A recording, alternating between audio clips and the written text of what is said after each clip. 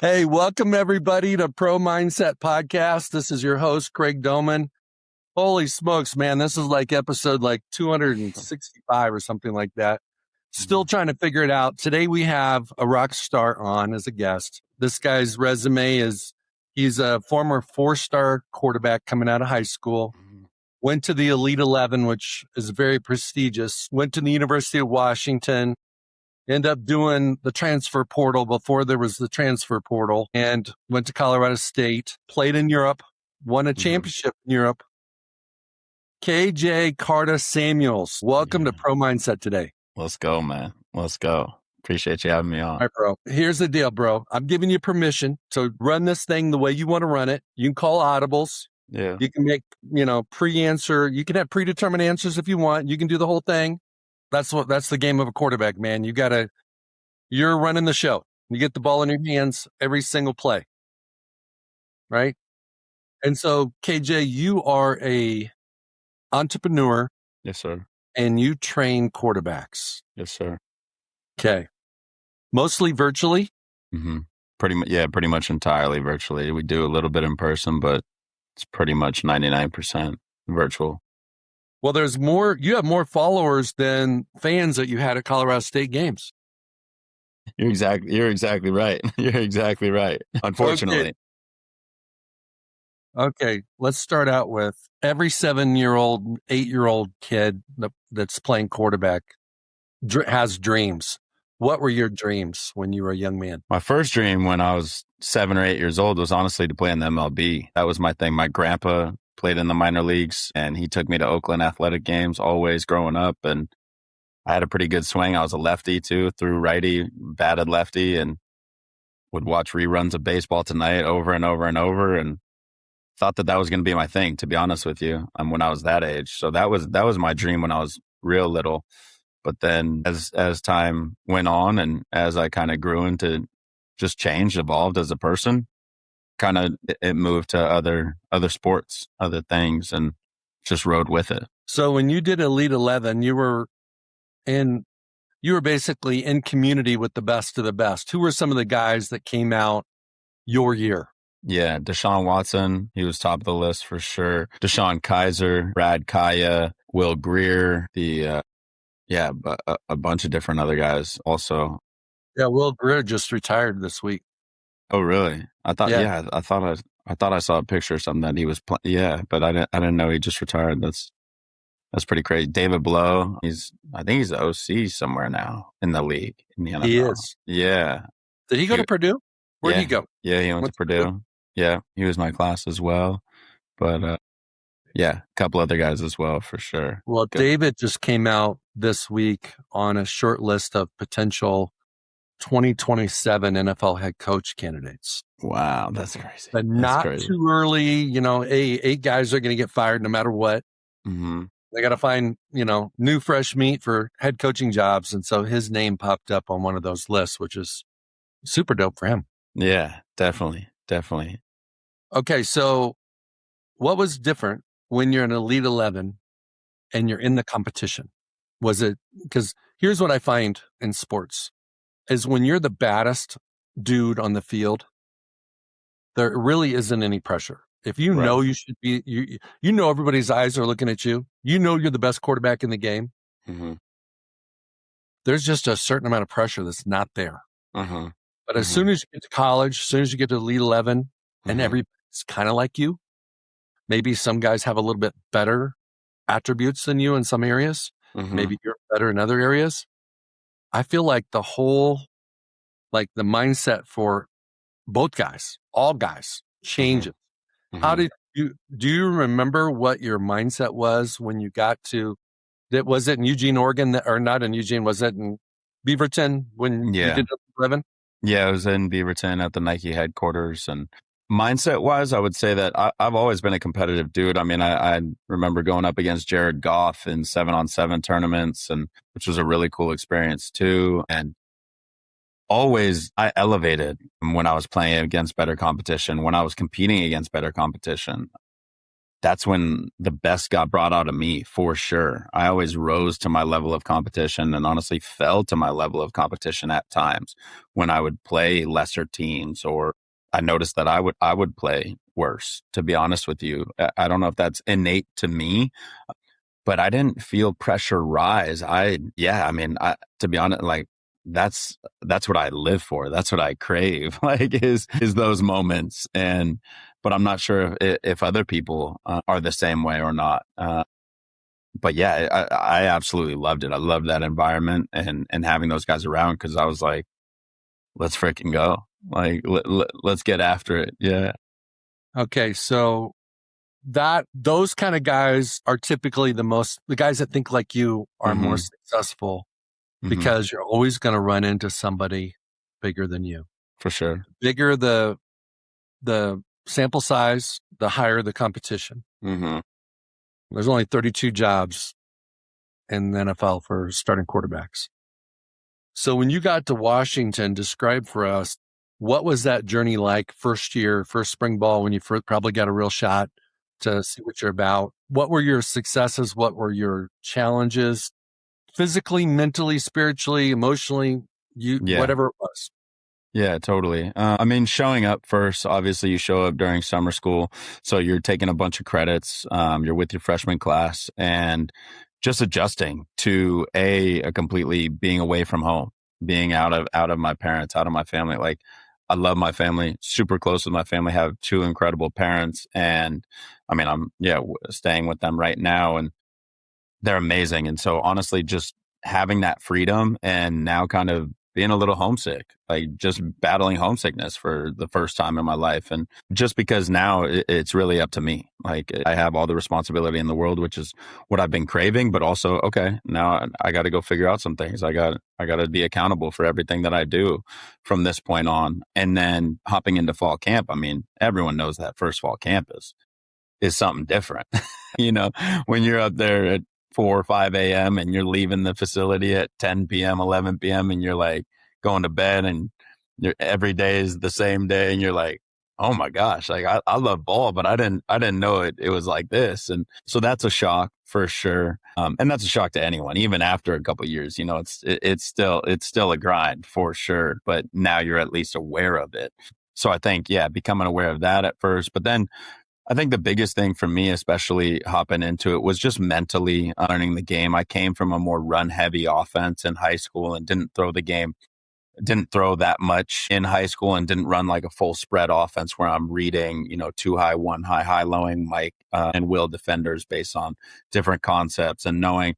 So mentally just processing the game and learning my offense was the biggest hurdle for sure. Just getting familiar with that. And so that's kind of why I knew and was okay, honestly, with redshirting my freshman year, because I don't feel that I was equipped mentally as far as knowing my offense and then being able to process the game in real time. And I didn't need to force that either. So my plan was, to redshirt and then learn as much as I could, grind as much as I could. I mean, physically, I had no limitations. I was 235 pounds when I showed up on campus at Washington. I mean, and that wasn't fat. That was muscle. that was a big boy. And so my limitations weren't physically in the gym. I mean, I remember when I showed up, everyone was like, "You're a linebacker?" And I was like, "No, I'm the quarterback. I'm the quarterback." and they're I'm 20 pounds heavier than our linebackers that we had coming in my class. And so it was pretty interesting to walk that dynamic, and just because that's very rare. Most guys are showing up to campus and they're getting put into a strength program where they need to gain weight. They need to get stronger because their high school programs haven't developed them enough. That was something that I took on my own and really ran away with, because I just wanted to give myself every advantage that I could physically. And it really helped me out in high school, stand out amongst the rest of my competition. But then, as we know, as you get older, everything's about the mind.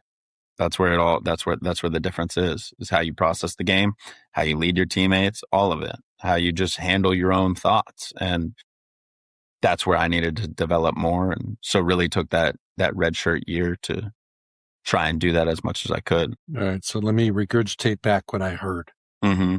just the normal adjustment stuff. For sure. I think what a lot of athletes don't realize, and we did it for our boys, you just do stuff for your kids. Make sure that their laundry's clean. Make sure their breakfast is, everything's just ready. For sure. Gas is in the car. Mm. Just kind of like, so that everything goes smooth. For So what sure. ends up happening is the parents end up making the life of their son or daughter, if they're playing another sport, smooth. When you get to college, you got to do it all yourself. No doubt. Nobody, hey, you know what? Mom's not tapping you on the shoulder. Say, Cajun, bro, hey, get up. You got game day today or you got practice today. No, you got to get up on your own. Yep. And if you got a cool roommate, he might wake you up. But if he wants to be kind of, ornery, he going to let you oversleep. Yeah. Yeah. 100%. 100%.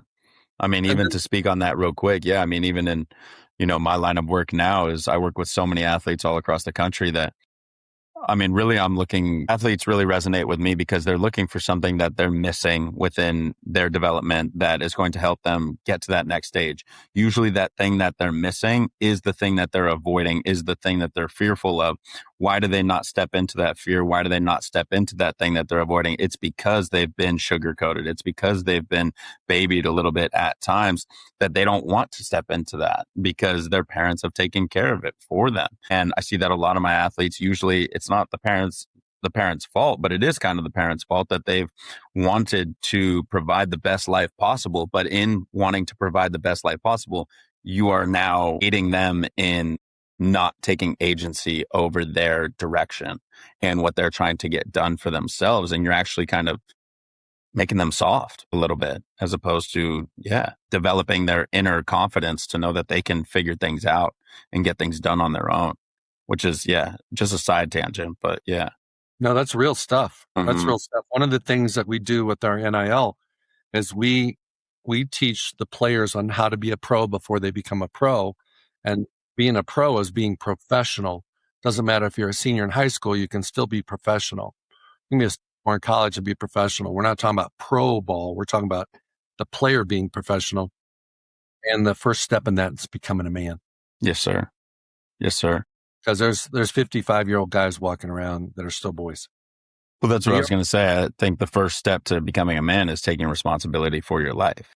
Yes. Yeah. Ultimately, I think that's all it is. I think that's all it is. Completely. Mm-hmm. I think there's a lot of people that have 9.5 toes in on being a man. Mm-hmm. They take responsibility for everything except the thing, whatever that is. Exactly. Yeah. And everybody's got one, right? Mm-hmm. You're exactly and then right. Going back to your challenges here, the grind is unavoidable. Mm-hmm. I think the grind, even at the NFL level, is one of the biggest reasons guys retire the week before camp. I just can't, I can't do this again. Yeah. They can play ball. Mm-hmm. They just can't get through camp. Right. Yeah. And then the last thing, I think this is almost applicable to every young man that plays quarterback in high school, unless you're at a top, like elite offensive program where the level of sophistication of your scheme is on the same par as a college, which most high school coaches don't have the capacity to do. Right. So probably 95% of the quarterbacks coming out of high school are not ready for college. And I would even say that 95% of the guys that come out of college are not ready for the pros for that same reason, especially with no huddle, signs and signals, short play calls, all those kind of things. Where we get to the league, there's so many tags and, it's like you're reciting an encyclopedia when you're just calling a play in the huddle, Right. Yeah. So, well, let's go back because you said that everything is mental. Yeah. Assuming like the quarterback room, everybody's talented. Everybody's got a strong arm. Everybody's reasonably athletic. There is no doubt the differentiator is going to be between the years. But let's go back in time, whether it was in football or baseball or another sport where you failed, whether it was 7th grade, sophomore year, senior year in the playoffs. What was the failure that you had that made an impression on you early in your career? Because everybody's got one. Mm-hmm. Some people got lots, but guys that are 4 stars don't have that many.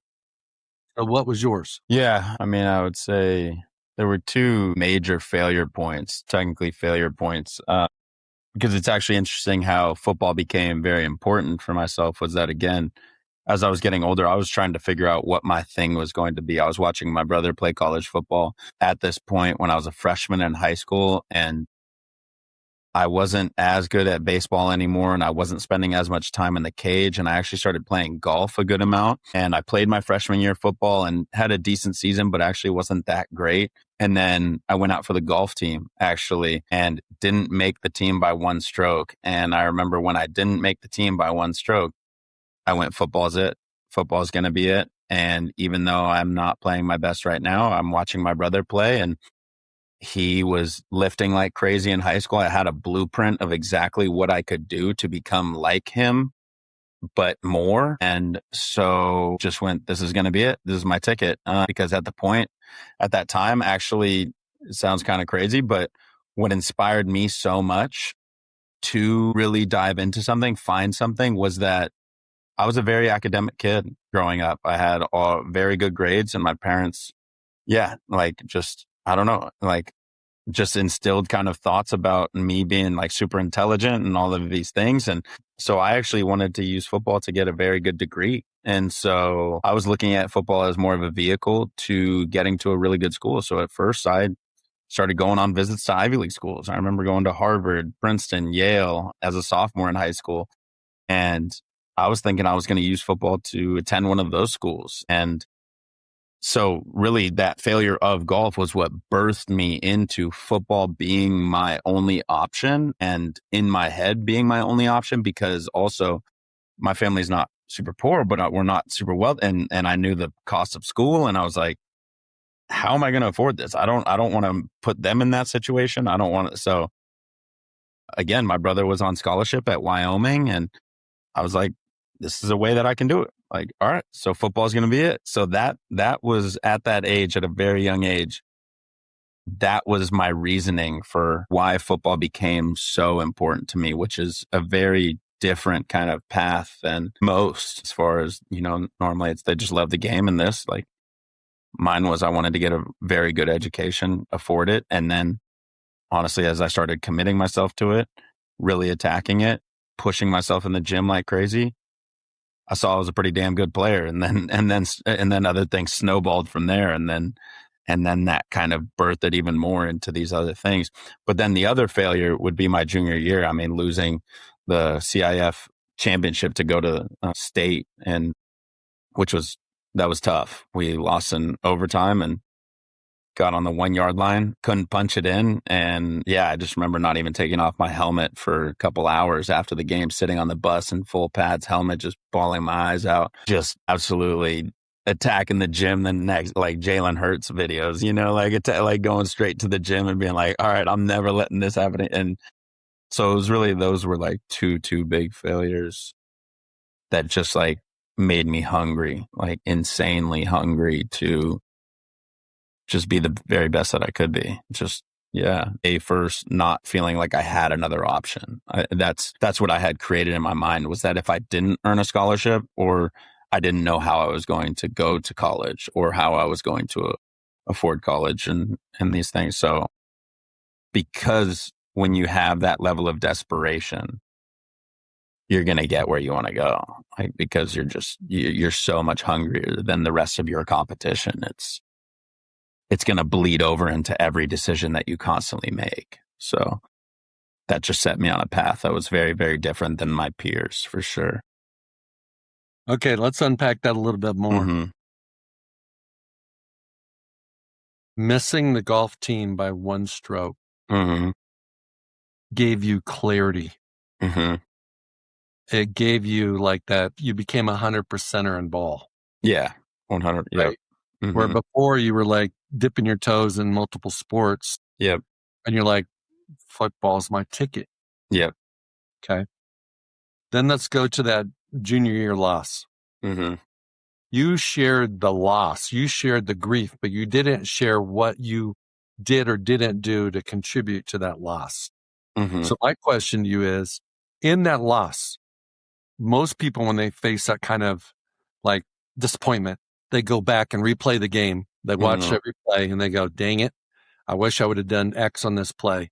What was the play in the game that if you would have made it, that you didn't make, but if you would have made it, you'd have been continuing on to the state? Yeah. It was that fourth down. We were on the 1 yard line.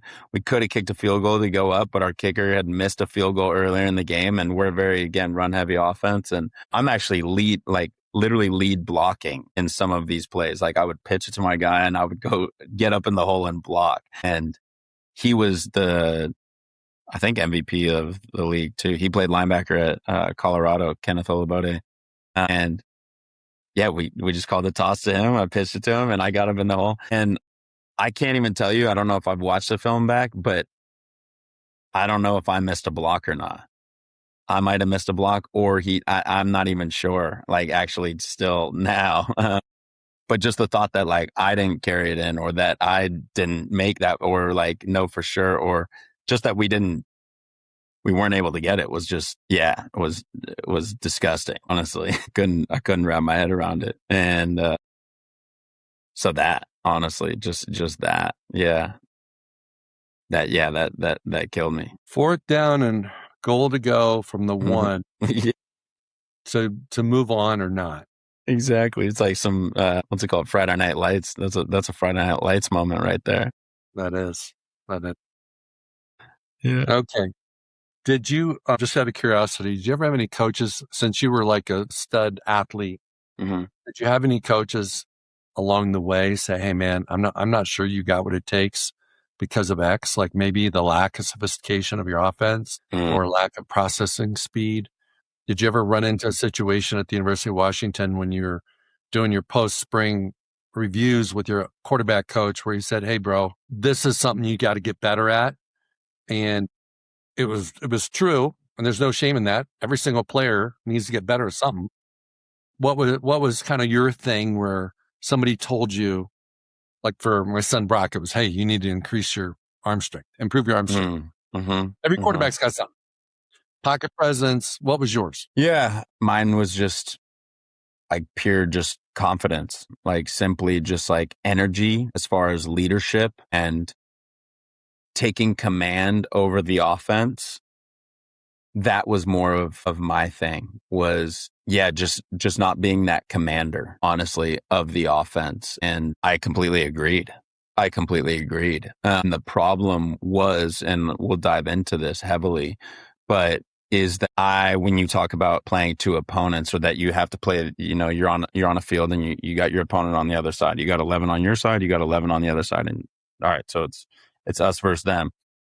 I was playing an opponent in my own head the entire time. I wasn't playing the opponent across the field, and that's a problem. And because I was playing the opponent in my own head, I didn't have the presence to be there for my team, to be the commander for my team, because I was so stuck in the thoughts that I was having of my own self on the field that I couldn't attend to my guys.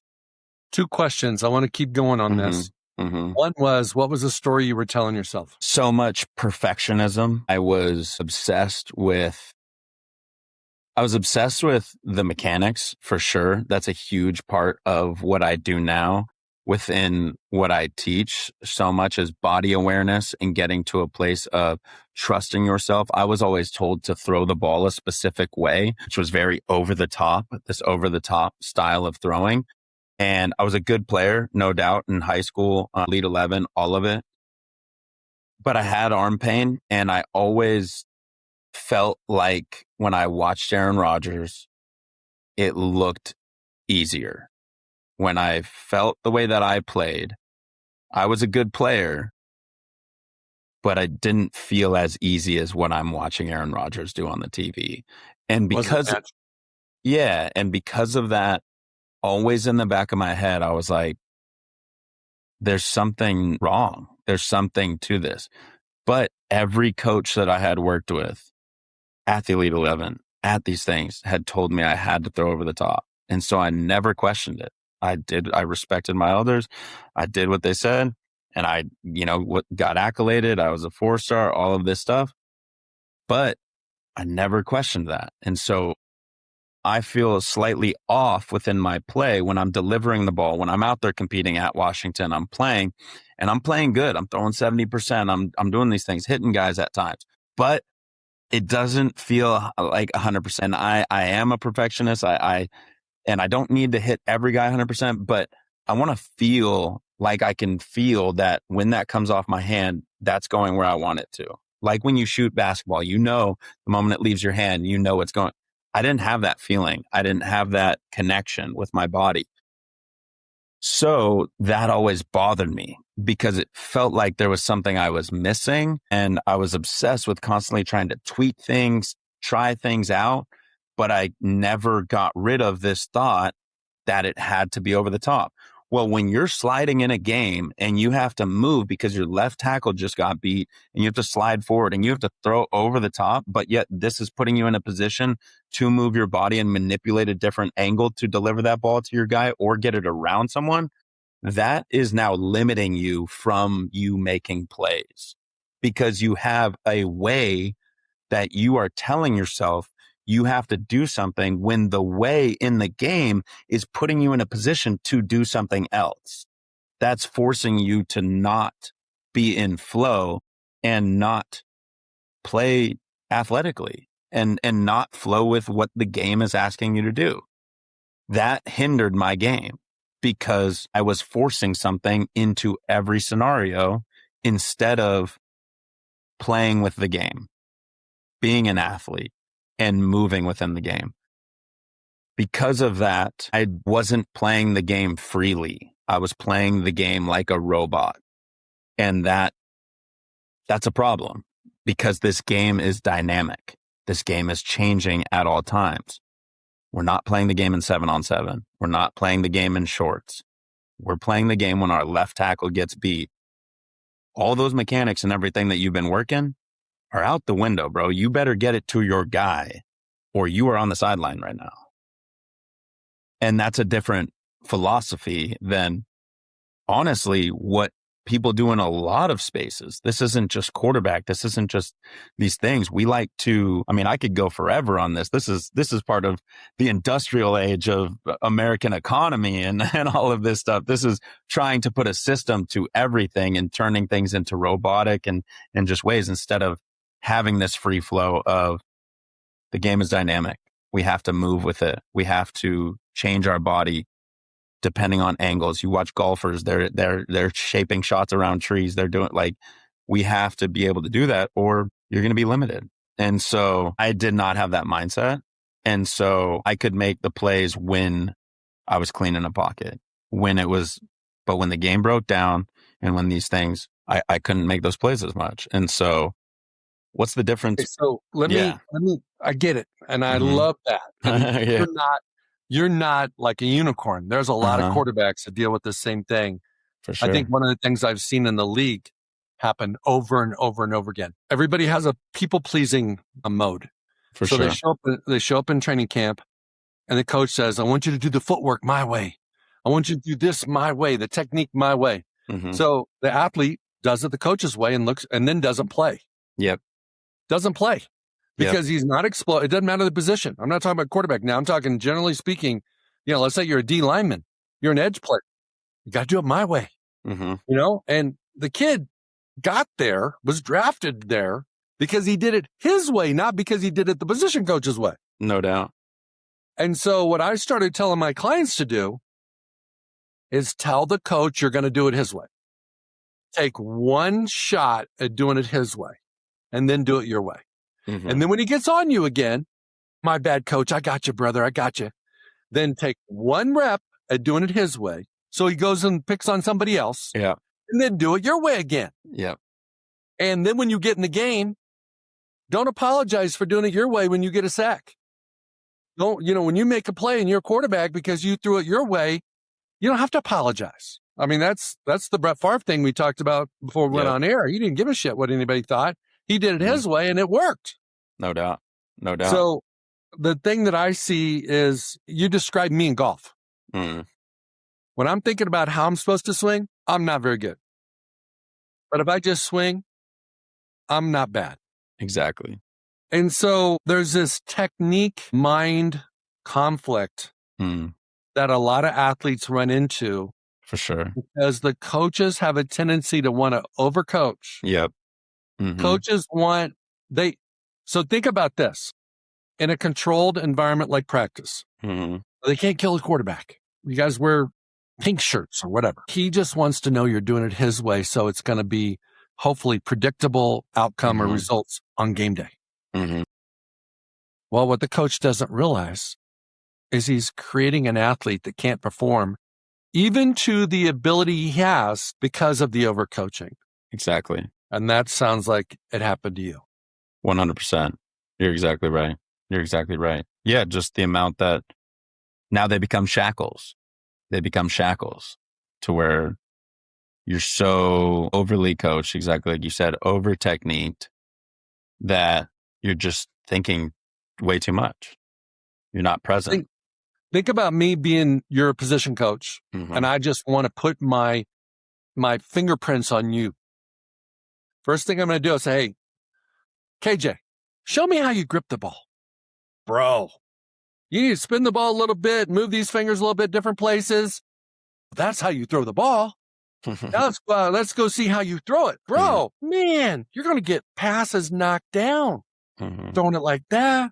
I mean, if you played baseball, you had a little bit of a baseball arm. If you threw a baseball, if you played baseball and you're successful at it, you probably had a strong arm because you don't play baseball unless you got a strong arm. And what are they doing? They're taking it away from you. So how do you, in coaching, that's a trick question, but I'm telling you ahead of time, it's a trick question. As a coach now, how do you coach kids so that you don't duplicate what your coaches did to you? Yeah. I mean, I honestly sometimes undercoach a lot. I give them pointers, I give them feels, but I ask them constantly, what did that feel like to you? I make them answer that question because I don't want them trying to impress me or I want them to understand their own body. They have to understand what they're doing, what they're feeling. If they're not asking themselves how that rep felt, why it felt that way, and what could be better, they're not developing that self-awareness with their body physically. And so that's my route, is just asking them constantly, how did that feel? What did you feel? And making them talk about it. If they can't talk about it, they don't understand it. They don't know their body. And so, yeah, that's step one of it, honestly, is that for sure. Just establishing that kind of environment and that kind of container for them to. And honestly, a lot of the times they don't know what to say because they've never been asked that question, which is crazy. It's crazy to me. But yeah, that's step one, is just simply asking them and making them communicate what they felt and why. Okay, so I'm going to add to your brand a little bit. I'm going to regurgitate back to you what you told me. When a young man is trying to figure out how to do something, you might give him multiple ways to do it and let him decide which one feels the best. Yeah. Because there's not one way to swing a golf club. There's not one way to throw a football. Exactly. And then the way you get to flow is through feel, not through technique. 100%. That's your brand. It's feel to flow. Yes, sir. Yes, sir. Right? Exactly. No, exactly. I don't want you stuck with vocabulary in your head. I want you stuck with feeling in your head. It's not words. I felt that. This is what I do to fix that. It's not even so much of speaking, like the actual, because I don't want a repetitive, because this is something that we can touch on next, but it was all connected as far as like just my mental patterns, as far as like I had so much anxiety too at this time in college when I was struggling heavily with this stuff, and had this replaying of words constantly in my head as a way of control, as a way of trying to control my outcome. And that's the last thing I want someone to be thinking, is as they're throwing, elbow up, elbow here, da da da da da. It's like, dude, like what? Like we can't have a sentence playing in our head as we're throwing the ball. You got to throw the ball. Like, so exactly what you just said, like getting them to feeling as opposed to a sentence. Well, something that I think is really important based upon your experience and what I've seen as well is that too many coaches coach the process instead of coach the results. And so when you coach the process, you start nitpicking technique. Hey, your plant, your foot wasn't going at your target, all these things. The ball was too low, too high. I mean, kid's going to hold the ball where it's going to feel comfortable most of the time. But at the end of the day, the goal of every pass play is once a quarterback makes a decision of where he's going with the ball, does it end up in that kid's hands? Mm-hmm. That's the objective. Complete the pass. Yep. So if it flutters a little bit, maybe it's a little bit of a higher arc than others. You can tweak those a little bit. But at the end of the day, did he complete the pass or not? Exactly. You're exactly right. And I think college coaches do this more than pros because the pro coaches get told by their players to shut the F up because, bro, I make 10 times more than you. No doubt. I've been doing this for 12 years. You just became a quarterback coach. Yep. Why are you trying to tell me that? Now, Right. if you want to plan the birthday parties in a position room, if you want to decide what we're going to do for Indy, I'm cool with that. But don't start messing with my game. Right. But in college, you got everybody that walks in the door for the most part is a people pleaser. Every single quarterback has to be a people pleaser because his mommy and daddy told him, hey, you got to have a good relationship with your coach. For You're not sure. going to field. For sure. Well, to have a good relationship with your coach, he's got to like you. Yep. Well, if he ain't going to like you if you don't do it his way. So I see a trap. Mm-hmm. I see a trap, and the players walk right into the trap. No doubt. Yeah, it's crazy. Because that's a lot of the times why guys, show up or it's also interesting to, see the Quinn Ewers that come out of high school that is the 5-star and they're like, yeah, I'm like, okay, like if you're not him, like, just this whole like label of stuff of like, oh, that's him, like he can do it and he can get away with it. That whole idea is fascinating too to me as well. Like, just the whole, like, you think you're Rodgers or something. It's like Rodgers was at Butte College. Like, why? Like, but he eventually got there. Like, just this line of, you know what I'm saying? Like the whole freak idea and stuff and all of this. It's like, no one's like, I just don't know when that started or when, because that puts a limitation on you, like for me, like honestly, even me, like literally the reason I never tried being like Aaron Rodgers was because I would watch NFL football. Literally the commentator would say, don't study him. He's one of one. He's a freak. And that's literally limiting everyone else below that to becoming that. Okay. So here's another brand message. Every single client you have, every single quarterback you coach is one of one. They are one of one too. Yeah. Every single person is one of one because everybody's unique. Everybody's got different body mechanics. Certain people are tight in certain ways. Some people, played baseball. Some didn't play baseball. It's like everybody's one of one. No doubt. Here's what I see in an overarching, like global perspective is athletes either play an inside game or an outside game. Mm-hmm. And the outside game is it's perfection. You're comparing what you're doing to what you think you're supposed to do. The coach has told you he's rewarded the guy that's starting by saying these certain things and showing these certain clips from practice. Hey, this is how we do it. Mm-hmm. So you're playing the outside game because you want to be like that guy because you want to be in the position he's in. Mm-hmm. The athlete that can walk in the door and make plays and play an inside game and be respectful to coaching. Take coaching have a filter for when it does apply, you adopt it. Just like we go out and have beers with some friends and they say, hey, bro, how's your business going? And you say, hey, man, I'm struggling with this and that. And they go, hey, why don't you try this? And you walk away going, that's a really good idea. Mm-hmm. Sometimes I say, try this. And you go, that guy has no idea what he's talking about. Yeah. That doesn't apply to me. Mm-hmm. That doesn't apply to my business. Right. So when you're playing an inside game, you have a stronger filter to not allow coach feedback. to impact the adjustments you make. So I wonder how many young men have played football at the quarterback position that were highly touted coming out of high school, had all the raw materials, that because of the coaching and because they were people pleasers and never grew out of that, they never went anywhere because the coach dumbed them down. I'm not trying to hate on coaches. It's just reality. No, 100%. I think endless would be your answer. And it's interesting, actually, as you bring that up, because the way that like I think about it is, for myself, like honestly, I don't think that was a huge struggle for me, was the outside game. I've always been an inside game competitor, and I deep down know. And it's interesting, like even my brother and stuff, like we are very just different. Like he is more outside, and it's interesting, this dynamic. What I want to bring is like the dynamic of these two competitive mindsets, the difference, and how they have their positives and negatives in two completely different ways, which is that my brother is a much more outside competitively person, where he sees someone across the line and he's like, I don't care what I need to do, but I'm going to whoop your ass.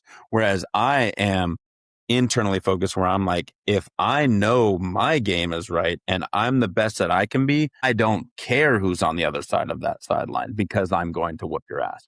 Like, one is more like outwardly looking, one is more inwardly looking. And because of that, I know that if my game isn't to the standard that I want it to be at, that's where I'm going to tap out, because I'm not playing at my highest, so I can't tap into playing at a higher level. Whereas my brother isn't worried about whatever his game is at individually, his skill level at.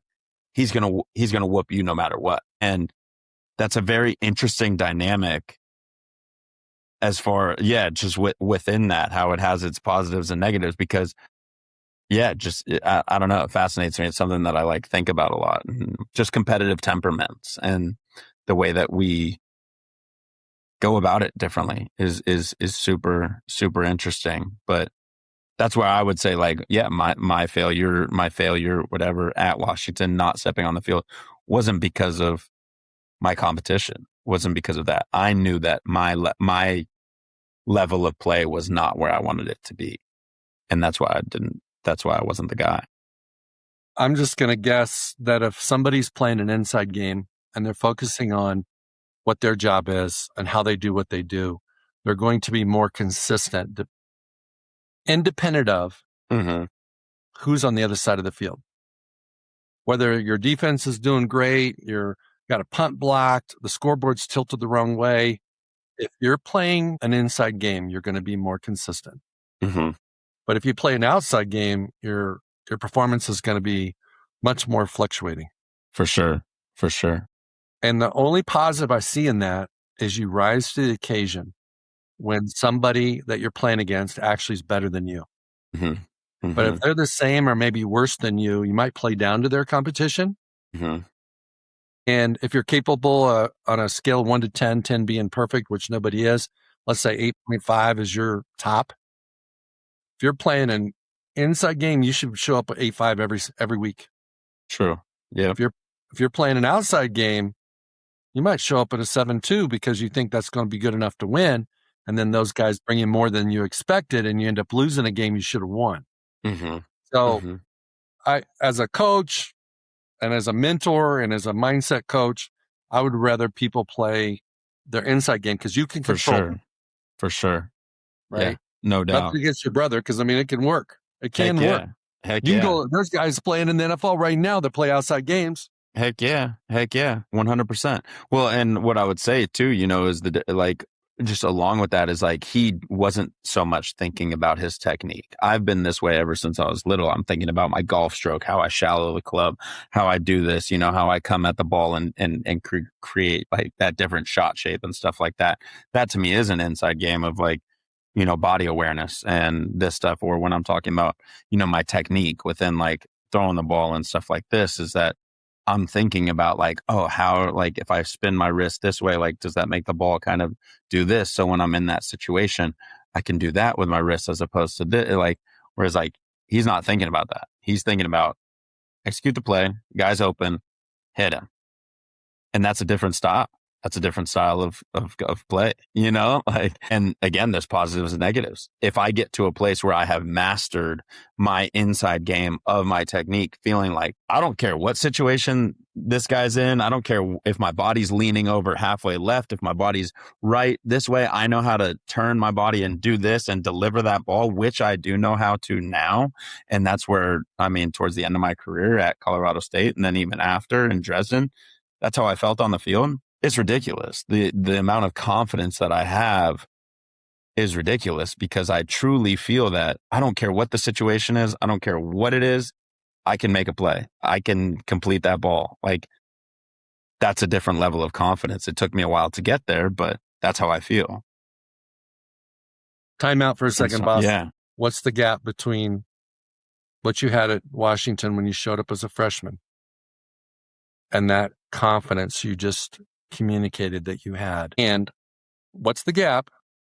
And then when you're training an athlete, how can you help him close that gap? Mm-hmm.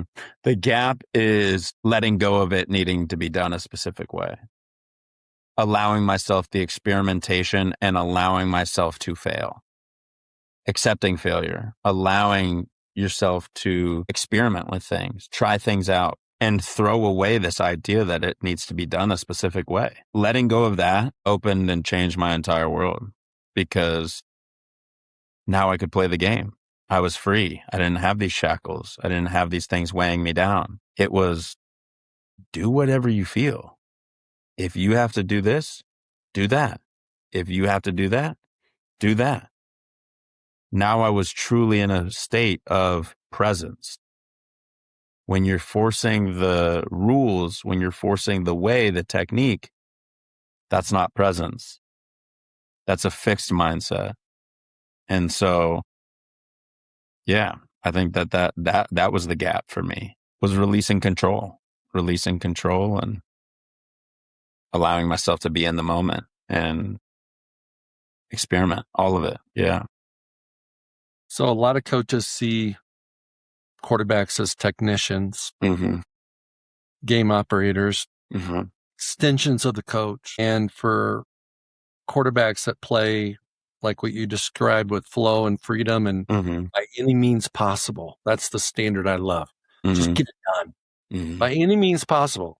Mahomes exemplifies that. Exactly. He throws it left-handed. He throws it underhanded. He does some crazy stuff.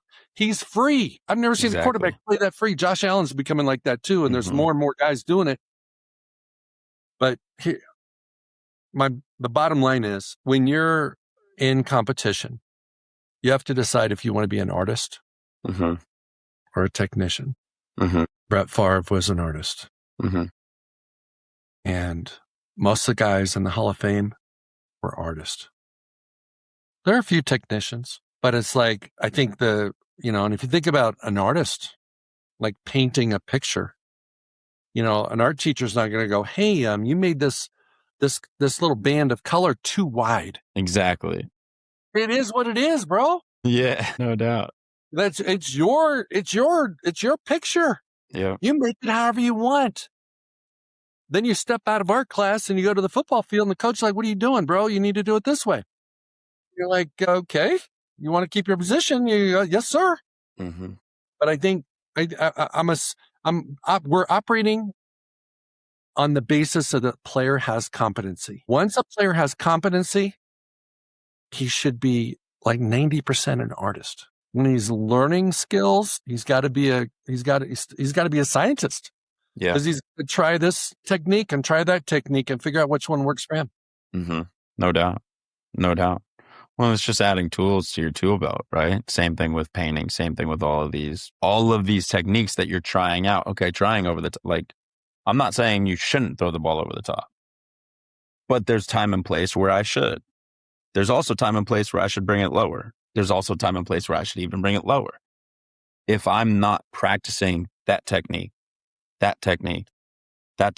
painting, if I'm not practicing a brush stroke, then I'm not practicing a thin line, then I'm not practicing this.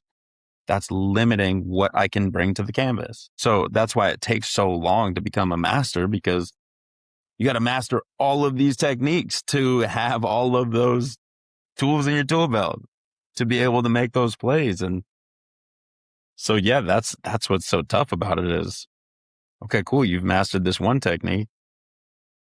That took you 10,000 hours. Now you got 6 more that you got to go for 60,000 hours. Like, so.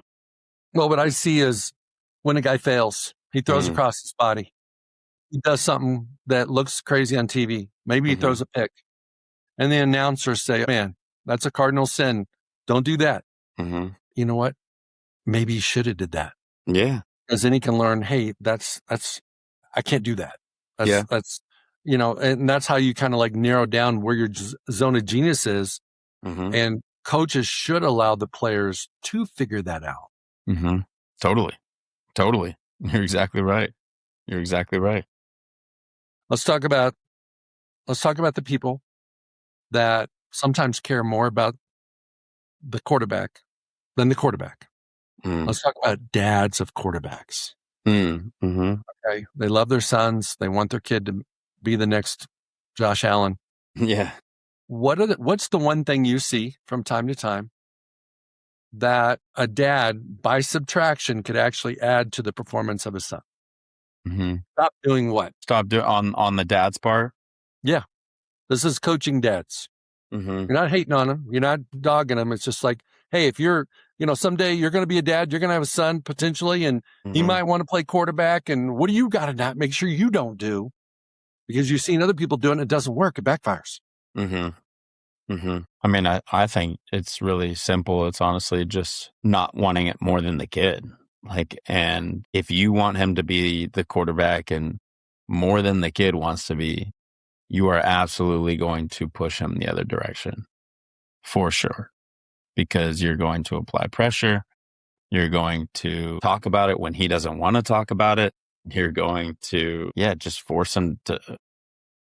Anytime there's outside pressure more than what you are bringing to the table as a kid, you go the other direction for sure. And so if you're exuding that energy at all to your son, you can almost 100% ensure that he's going to burn out and be pretty, no longer enjoy it, like for sure. Because even if he is playing, he's going to feel like he's doing it just to make you happy instead of making himself happy. You can only do that for so long. Exactly. I would add to that, and very few dads are like this, but if you're too critical and you try to overcoach him, 100%. You gotta let the coaches coach, take him to the fields, drop him off, let the coaches coach, bring him home, and don't overcoach. 100%. Unless you're Peyton Manning or somebody like that played the position pretty good. Give him a hall pass that he can coach his kid, give him feedback. But for most of us that didn't play at that level, you're helping your kid burn out again. 100%. KJ, this time has flown. Where can people find you? I know you're big on Graham. Where can people find you? Yeah, Instagram at KJ_C.S.1. I also have YouTube channel that I'm going to be building more and more for sure, but that's KJ Carta-Samuels at KJ Carta-Samuels. Those would be the two main places right now for sure. Well, I've really enjoyed visiting with you today about leadership, quarterback play, mindset, all those type of things. I want you to go out and have a great day. Enjoy your time in California. Heck yeah. No, I appreciate you. This was a blast, and I know we could go a lot longer for sure, but I'm happy we're connected, and I'm happy we got the chance to be able to do this. Awesome. Hang tight. Hey guys, that's a wrap. I want to thank you so much for listening to Pro Mindset Podcast today. I hope you found something that's relevant to you. I hope it's something that maybe can help you be your best in your biggest moments. And if you like the show on all the different platforms, subscribe, like, or share. Go out and have an awesome day today. Go out and have a Pro Mindset day.